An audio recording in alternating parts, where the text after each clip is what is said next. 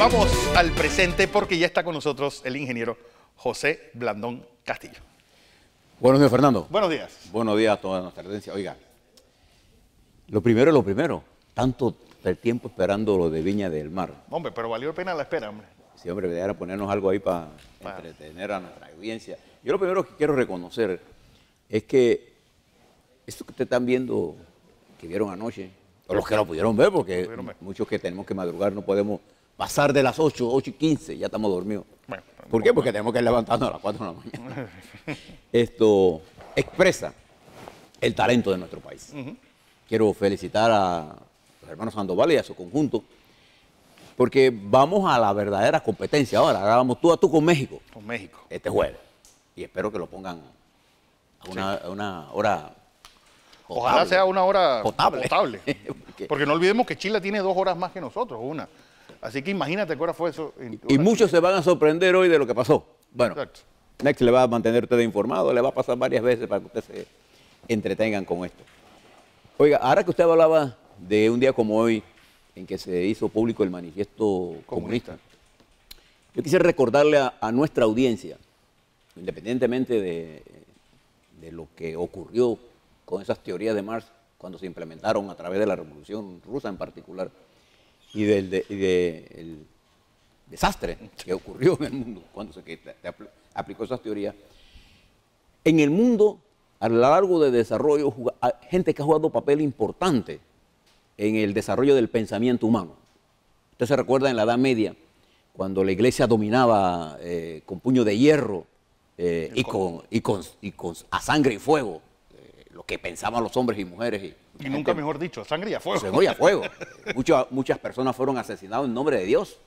Cuando surgieron aquellos pensadores como Lutero, Calvino, que dieron origen a toda una transformación en el pensamiento eclesiástico, pero también surgieron pensadores como Carlos Marx, pasado un poco de siglos, pensadores como Sigmund Freud, tratando de explicar la conducta humana, pensadores como Erich Fromm, uno de los grandes psicólogos sociales del mundo, pensadores como David Ricardo, que intentaron explicar las teorías económicas, y los miles de personas que a lo largo de nuestra historia han elevado el debate en la búsqueda de la libertad permanente del hombre. ¿Por qué yo le hablo de esto? Porque igual que Fernando, antes de comenzar conversábamos sobre nuestra preocupación del reduccionismo del debate. Sí. Estamos ahora mismo prácticamente, nos falta nada más ir a tirar libros a la hoguera. Que es la primera etapa para después quemar gente en las plazas públicas. Exactamente, porque el discrepar, el tener ideas, que el mundo de hoy se caracteriza por la diversidad. Si hay una característica del mundo que usted pueda tomarla como cierta, es la diversidad. Y en esa diversidad de la conducta humana, lo que nos puede hacer como sociedad en general permanecer estable es la capacidad que tengamos, ¿no?, de poder, en el marco del respeto a las ideas, discutir con serenidad los temas más importantes en lo que se debate el mundo. Al final del día lo que estamos discutiendo no es si un hombre se puede casar con un hombre o una mujer se puede casar con una mujer. No, lo que estamos discutiendo es sobre el futuro de la humanidad. Y si sobre el planeta Tierra, nosotros, los seres humanos que vivimos aquí, con nuestra conducta racional, podemos prolongar la vida del planeta. Y para eso necesitamos abordar la diversidad en el más absoluto respeto a los derechos humanos de todos los ciudadanos de este planeta. La larga es la historia de la humanidad en ese camino. Le hemos insistido en ello. Una especie de oscurantismo medieval que... Estamos cayendo en discusiones en donde estamos volviendo al oscurantismo de la Edad Media, en la que estamos argumentando sobre falacias, e incluso biológicas, y más sobre todo por la falta de entendimiento de la psicología social que determina, entre otras cosas, la conducta humana. Hay que volver a los clásicos, hay que leer, hay que estudiar. Oiga, Fernando, anoche, mientras esperábamos a Sandra, se estaba dando en Venezuela un acontecimiento que le quiero llamar la atención. El lanzamiento oficial de la criptomoneda Petro. Y fíjese lo que le voy a decir en números.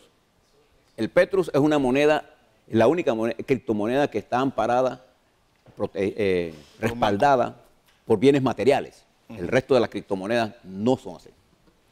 Este Petrus está amparado por la reserva de petróleo de Venezuela, por la reserva de oro y de diamantes. O sea, esta es la única moneda que está respaldada por bienes materiales. Y los venezolanos han hecho un gran esfuerzo, el gobierno de Maduro, para consolidar una propuesta cuya intención fundamental es liberar a Venezuela del control monetario del mundo controlado por las monedas, como el dólar y las otras monedas importantes.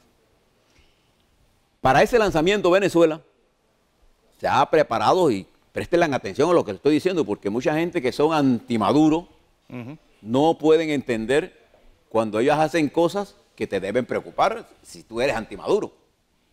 Porque creo que exitosamente lanzaron la moneda ayer. Le voy a dar unos números para que ustedes vean.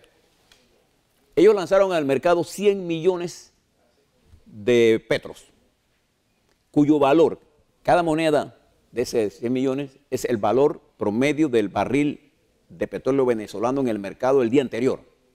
Y anoche el barril era de $57, lo que significa que el valor de esos 100 millones respaldado por los 5.000 millones de barriles de la faja número 1 del Orinoco es de 5.700 millones de dólares.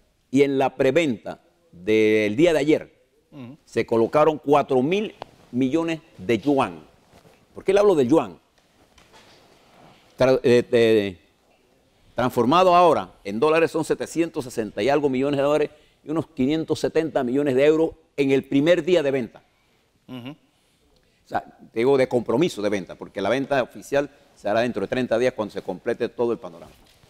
¿Por qué yo le hablo de esto? Porque en el mundo está surgiendo un nuevo sistema financiero. Yo solo les conversaba. El yuan, el rublo, las criptomonedas. Sí, que a la larga la primera criptomoneda fue los derechos especiales de giro, claro, dentro del y Fondo Monetario Internacional. Estas criptomonedas tienen una ventaja sobre el sistema de control que ya no hay mecanismo. Es una transacción libre, sin control, sin banco. Pero ya hay bancos, incluso en Panamá, que están estudiando ir a ese mercado de la criptomoneda. Lo que quiero decirle es que el lanzamiento de esta criptomoneda, con el respaldo de la República Popular China y de Rusia, asegura un mercado importante en internacional, y el mercado interno de Venezuela va a ser traspasado. El bolívar como tal va a desaparecer como forma de hacer negocios, y la especulación monetaria por la vía de la especulación, de la devaluación, se elimina. Si van a tener éxito o no en el largo plazo, no estoy seguro de que vaya a ser así. Lo que sí estoy seguro es que el lanzamiento ayer fue exitoso. Y esto plantea un problema para los Estados Unidos que es superior a su preocupación, pseudo preocupación sobre la democracia. Porque este es el desarrollo de un país como Venezuela, con recursos inmensos, que puede respaldar una criptomoneda al margen del control del sistema financiero global, e impulsa el nuevo sistema financiero que está creando la República Popular China, Rusia y todos los países. Ya Japón tiene su propia criptomoneda, y ya, por ejemplo, Singapur, el 20% de sus reservas están en criptomonedas. ¿Por qué yo le planteo esto? Porque un país que debiera estar pensando ya en estas cosas es Panamá. Claro. Esto es un país que está preparado con una infraestructura bancaria, pero nuestros banqueros son demasiado conservadores. No, además que hay algo que hay que añadir. Nosotros somos un centro bancario y no un centro financiero, que son dos aspectos muy distintos que Panamá nunca ha querido dar ese paso. Es que tenemos que basarse allá. Nosotros tenemos que, porque hemos no solamente bancarios, porque hemos impulsado la industria del seguro, el reaseguro, pero ahora tenemos que pasar a ser un centro financiero real. Para hacer esto, tenemos que hacer una modificación en la plataforma de servicio. Ahora le hablo sobre esto. Pero ¿qué estamos discutiendo nosotros ahora mismo? Es si los hombres pueden casarse. Mire lo que estamos discutiendo. Y el mundo, independientemente de qué piense usted de Maduro, yo tengo mi opinión sobre el gobierno de Venezuela. Yo pienso que Venezuela necesita una transformación democrática para incluir a todo el pueblo venezolano en la lucha por un mejor Venezuela. Eso independiente pero tengo la capacidad de poder entender lo que está ocurriendo en Venezuela y su efecto. La preocupación más importante de los Estados Unidos con Venezuela no es que Venezuela tenga democracia, no. Es que Venezuela acaba de dar un paso importante en la liberación de ellos del sistema financiero que controlan las grandes finanzas del mundo. Con esto quedan al margen. Y con el respaldo de dos grandes potencias, que es China y Rusia. La compañía que le da asesoría a Venezuela en este proceso es rusa. Y el equipo de las granjas de criptomonedas, que son granjas en la práctica, son chinos. Y algunos ya producidos en la propia Venezuela. Es un paso gigantesco en una nueva situación global que nosotros en Panamá debemos estudiar. Porque nosotros somos parte de ese mundo globalizado, Fernando, que abre nuevos mercados y que ya el Ministerio de Economía y Finanzas tiene un borrador muy importante de la reforma más grande, más compleja que hemos podido nosotros hablar y no hemos siquiera entrado a debatir eso, Fernando. Mientras el mundo va a una velocidad de eso. Se lo dejo para que ustedes le presten atención a esto. Pero también en el plano de los Estados Unidos ahora, y fíjese, y lo voy a comparar ahora, la falta de una lectura correcta del establishment político de los Estados Unidos de lo que ocurre con este problema de la falta de control en las armas, le ha dado un instrumento importante a la lucha a los jóvenes norteamericanos para tener una razón por la que pelear. Y esa lucha es la lucha por poner las armas bajo control. Y la Asociación Nacional de Rifles de los Estados Unidos va a enfrentar por primera vez a una fuerza social no ligada a la estructura del poder de esa oligarquía que hablaba ayer Jimmy Carter. Que hablaba Jimmy Carter, llena de sobornos ilimitados. Bueno, estos no son jóvenes que pertenecen a ese poder. Y se le van a unir ya, por ejemplo, George Clooney acaba de anunciar que él y su esposa van a participar con los muchachos de Miami, de la Florida, perdón, en las manifestaciones. Se le van a unir personalidades. Entonces, el presidente de los Estados Unidos, que no quería hablar del control, ya tiene que hablar del control. ¿Pero de qué control está hablando el presidente Trump? Está hablando del control que transforma un rifle semiautomático en automático. Sí. Igual te da a ti que te maten con un rifle automático que con un semiautomático, ¿no? Entonces, la legislatura de la Florida, en forma apresurada, antes que los estudiantes de Parkinson se muevan hacia Tallahassee, que es la capital de la Florida, decidió no discutir el tema. Ya lo aprobaron, no lo iban a discutir. Entonces, van a respetar a los estudiantes y van a fomentar. Este era, digamos, ese certain flavor, para decirlo en inglés, esa necesidad que tenían los estudiantes de tener algo. Bueno, ya tiene un arma poderosa. Y están llamando a una manifestación. Eso hizo retroceder al señor Trump, que incluso ahora, el señor Trump, mira, Fernando, la encuesta que se hizo en los Estados Unidos para determinar quién era desde la época inicial de los Estados Unidos hasta el presente el presidente más venerado y respetado. En primer lugar, Abraham Lincoln. En el último lugar, Donald Trump, el menos respetado. ¿Y por qué pasa esto? Porque durante los últimos días, ante las investigaciones del fiscal Mueller, el presidente de los Estados Unidos, en una forma insólita, se ha dedicado a atacar a las propias instituciones de seguridad. Leí un tuit, y Fernando le ha venido insistiendo a ustedes en forma sistemática, lleva 2 días poniéndole tuit a ustedes para explicarles con claridad el peligro de este lenguaje. Porque sabemos cómo comienzan las guerras, lo que no sabemos cómo terminan. El señor Trump saca un tuit atacando al jefe del Consejo de Seguridad de los Estados Unidos, al consejero de seguridad. ¿Quién es este caballero? El general McMaster, W.R. McMaster, uno de los hombres más brillantes del aparato militar de los Estados Unidos. Es un general, Fernando, que en la guerra del Golfo dirigió la batalla de los tanques. Es un hombre que tiene un doctorado en historia, un hombre de una gran capacidad intelectual, que no es político y que su única función es defender la seguridad de los Estados Unidos. Usted puede o no estar de acuerdo con el señor general McMaster, pero lo que usted no puede estar en desacuerdo es en su capacidad intelectual, en su capacidad para prever y proteger a los Estados Unidos porque él está en esos estamentos. Él, que dijo que había habido pruebas suficientes para ver la injerencia de Rusia en los Estados Unidos, el señor presidente de los Estados Unidos lo humilla. Y no solamente eso, humilla al FBI. Yo anoche me preguntaba, y en mi reflexión yo decía, si Edgar Hoover hubiera estado vivo, el señor Trump no se hubiera atrevido a hacer esto porque ya le hubiera presentado como 20,000 videos de todo lo casual. ¿Te acuerdas de Edgar Hoover? Bueno, el FBI es una institución de las más veneradas en los Estados Unidos. Entonces, León Panetta, que es uno de los grandes funcionarios públicos de los Estados Unidos, ayer, que ha sido cuidadoso en referirse a los presidentes de los Estados Unidos, ayer dijo que el presidente de los Estados Unidos se convierte en un problema de seguridad para los Estados Unidos al no determinar que Rusia es un problema de seguridad para los Estados Unidos. Ese es donde estamos nosotros. Y te hago todo esto porque el mundo está cambiando a tal nivel de velocidad y nosotros tenemos el carro en la dirección opuesta y el acelerador puesto en el camino del oscurantismo. Le añado otra cosa más. Mientras eso pasa en los Estados Unidos, en el Golfo,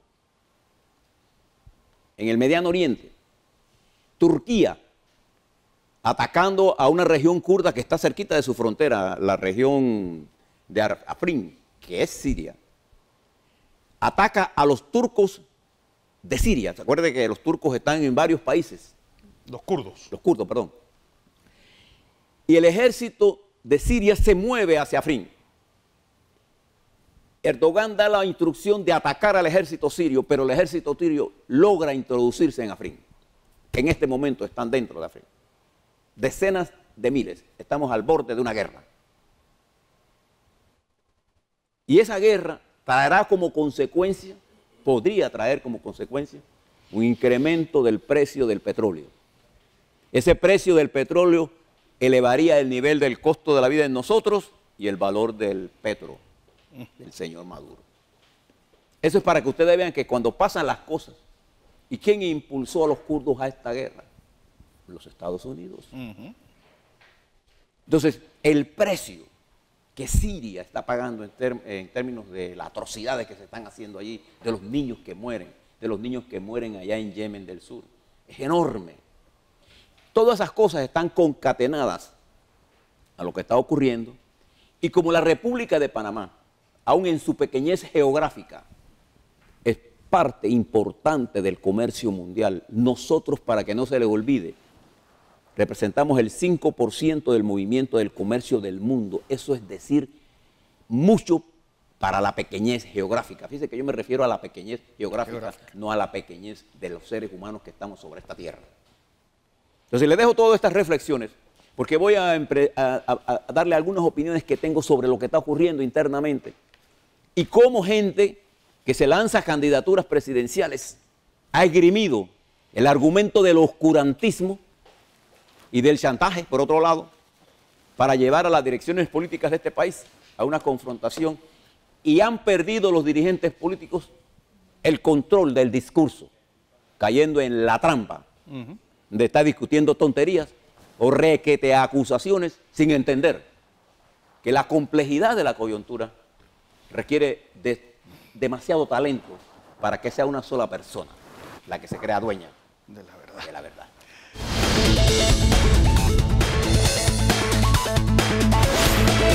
Así es, Katy. Comentarios nacionales, políticos del ingeniero José Blandón Castillo. Fernando, dos cosas, estimados televidentes, antes de ir a un comentario de fondo que le quiero hacer sobre la situación política nacional de coyuntura. El Tribunal Electoral, los magistrados del Tribunal Electoral se presentaron ayer ante la Asamblea Nacional para entregar un proyecto que replantea la distribución de las curules y la numeración de los circuitos electorales en Panamá. Lo que quiero decirles de primero, que es que la disminución de diputados para un circuito o el incremento en otro no obedece a un criterio subjetivo del Tribunal Electoral, obedece a un hecho real.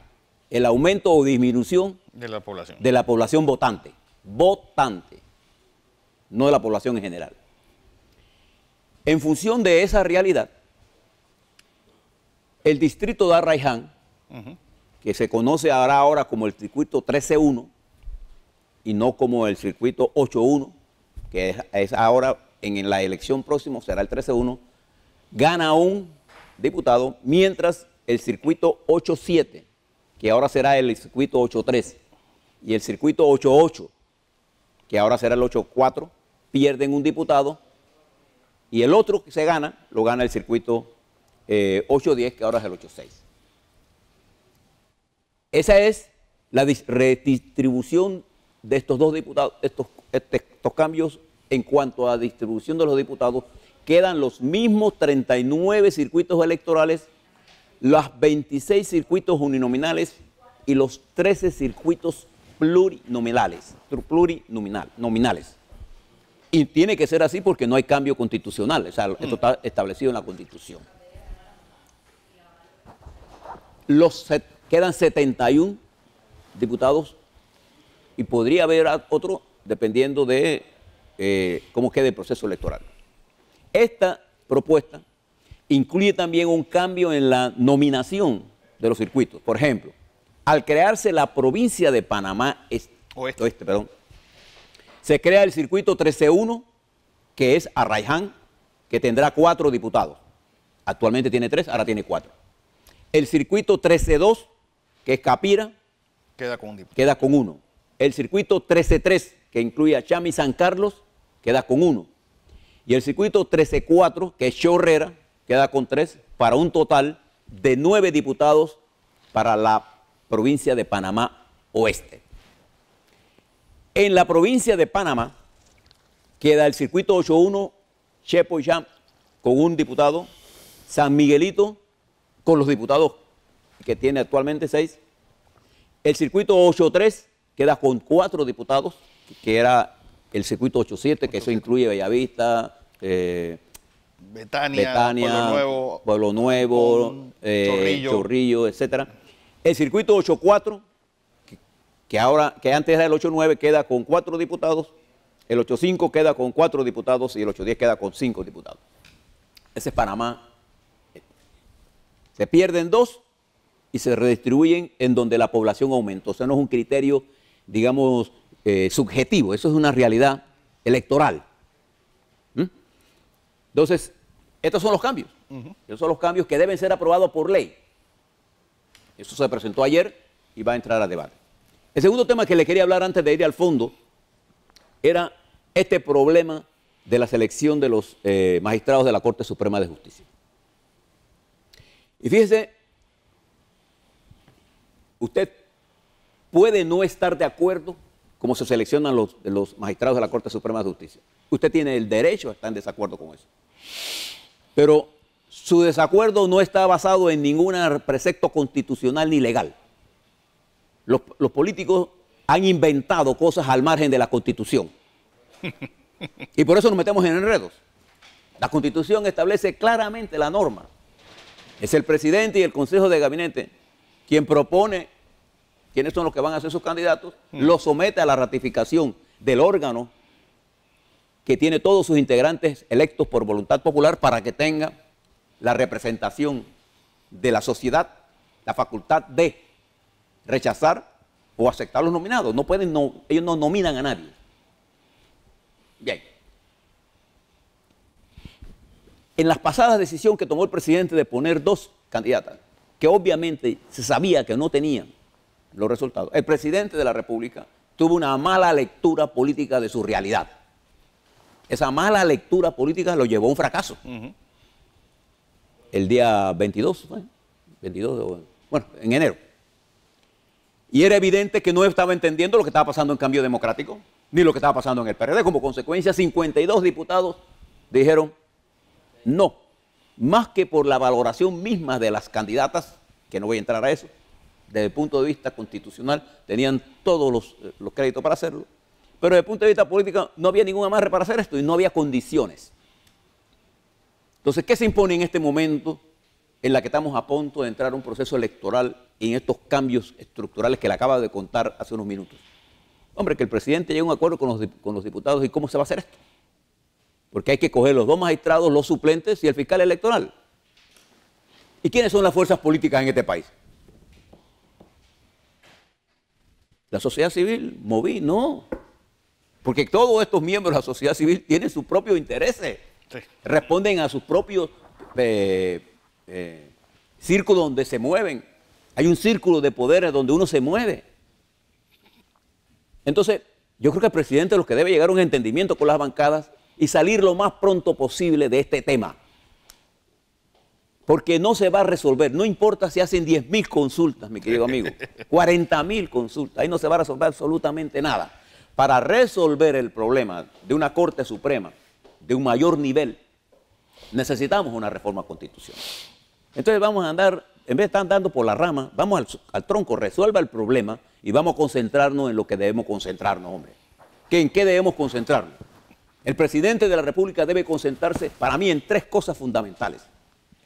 1, restablecer la unidad de acción para lo mínimo necesario que permita el mantenimiento de nuestra estructura económica, política y social. 2, tomar la mayor cantidad de medidas de consenso con la dirección política del país. Y 3, bajar el perfil de ataque.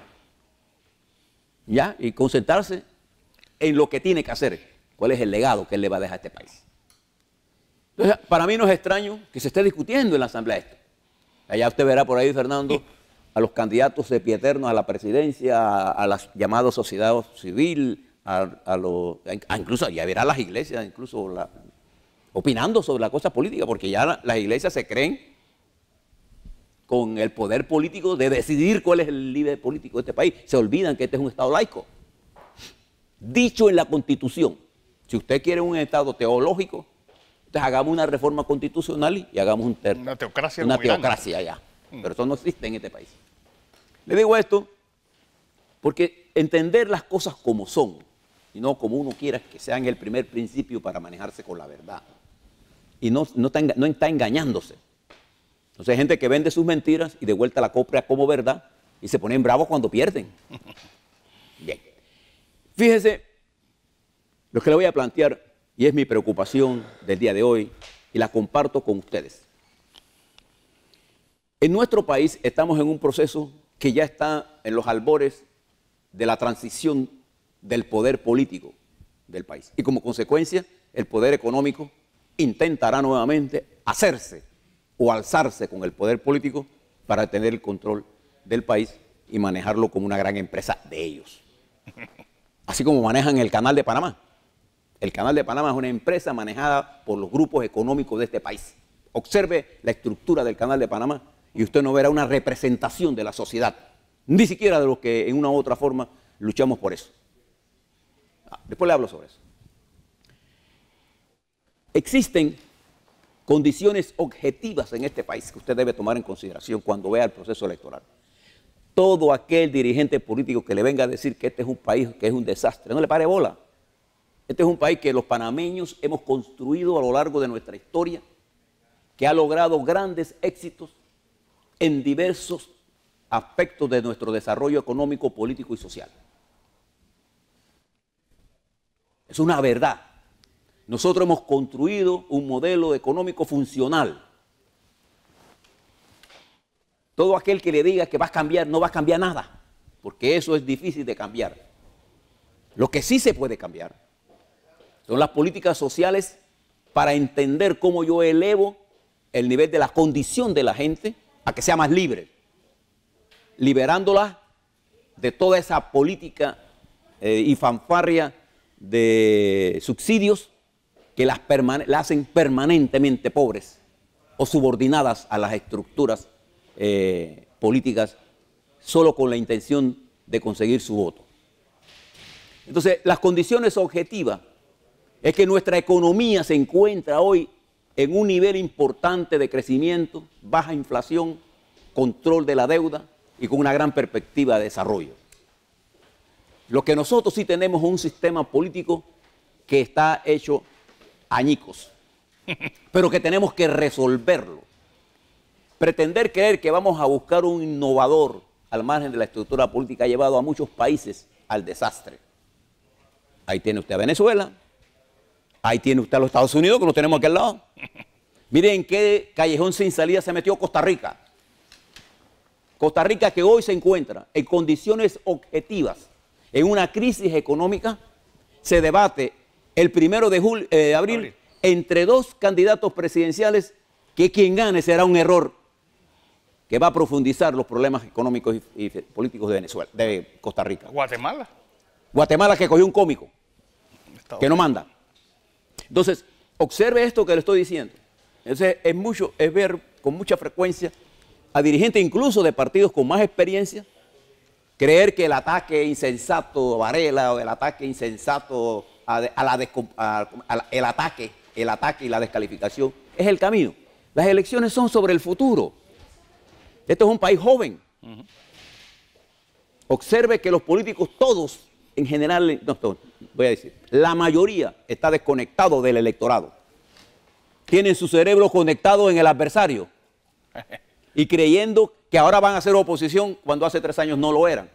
En un sistema como este, los partidos se mueven entre la colaboración y la oposición. La gente sabe distinguir eso. No se engañen. Pero hoy, las condiciones subjetivas del país, y ahí voy, han hecho que el debate político esté en manos de las fuerzas más atrasadas de este país. Y nos están empujando a discutir una agenda que no es la agenda del país, que no es la agenda del desarrollo, que no es la agenda de la juventud, de las mujeres, de los maestros, de los profesores. Estamos cayendo en la trampa de quedar atrapado, Fernando, en una discusión que se dio por allá por el siglo XIV. Por el siglo XIV, cuando estamos en el XXI, cuando el mundo está hablando de una nueva repartición de la riqueza y donde la juventud nuestra está reclamando cada vez más participación en la creación de su propio destino, en donde nuestros niños están atrapados en la tecnología, volviéndose cada vez más huraños y lejos de nosotros, en donde se hace necesario, urgente, que pensemos de verdad en la familia, que pensemos de verdad en que el desarrollo material no tiene sentido si no hay un desarrollo de la familia, de ese concepto sencillo que es la felicidad y que es el amor. Esa falta de entender esto está llevando al país a lo que Fernando le ha venido diciendo y yo lo admiro por su paciencia, porque yo no lo leo. Yo cuando veo un tuit de esa naturaleza hiere mi pensamiento. Y en ese camino de la descalificación cualquiera me gana. Cualquiera persona me gana en la descalificación porque usted nunca encontrará en mí la descalificación como elemento para discutir y conversar con ustedes. Yo le brindo a ustedes la información para que usted forme su propia opinión. A mí me interesa más que usted piense, aunque piense totalmente diferente a mí, que se mantenga usted manipulado por mí.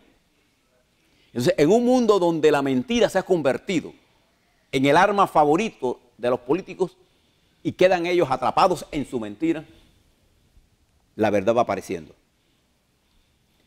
Y entonces usted va a encontrar que podemos llevarnos sorpresas en este proceso electoral. Bastaron unos cuantos meses para que Macron surgiera como líder.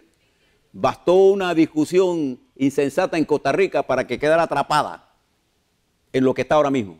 Costa Rica hoy tiene un sistema económico que falla, que tiene graves problemas, con grandes problemas porque han creado políticas sociales que no se sostienen. Sí. Ayer nada más se escuchaba, Fernando, a un dirigente político que aspira a la presidencia en el PRD, hablando de las reformas que él haría en la educación. ¿Y sabe qué estaba proponiendo? Aumentar el salario a los maestros y profesores. Y yo me preguntaba, de todo lo que está diciendo, ¿tendrá alguna idea de cuánto cuesta eso? ¿De qué está hablando? Porque lo que nosotros necesitamos no es estar mintiéndole al país. Lo que necesitamos es gente que tenga la capacidad de incorporarnos, de invitarnos a construir nuestro propio futuro. Así es. Eso es lo que necesitamos. Entonces, les invito yo ahora a que no lean, no se envenenen el alma Mejor esperemos a Sandra mañana, el jueves. Mañana. Mañana. Y converse con sus hijos, haga cosas positivas, no se envenene el alma con el veneno de los demás. Los invito a que pensemos un poco en lo que está ocurriendo alrededor nuestro, en nuestra frontera. Termino con esto. Perú se encuentra en una profunda crisis, a punto del presidente irse para el cariño, con un país en donde más de 600.000 muchachos se han quedado sin trabajo industrial, en donde la construcción ha perdido 147 empresas, han fracasado, han quebrado, en donde incluso la Corte le niega la decisión del presidente y el presidente se ha quedado sin piso ni techo. Y tenemos al lado una Colombia donde el señor Santos deja un país desgarrado, un país con mayor producción de cocaína de la historia, desde su historia. Escobar es un detalle para la cocaína que se está produciendo en Colombia. Eso está al lado de nosotros. Entonces, en ese esquema de Costa Rica está nuestro oasis, al que nosotros pretendemos, en vez de echarle agua para cultivarlo, echarle herbicida para matarlo. Así es. Así que mejor reflexionemos.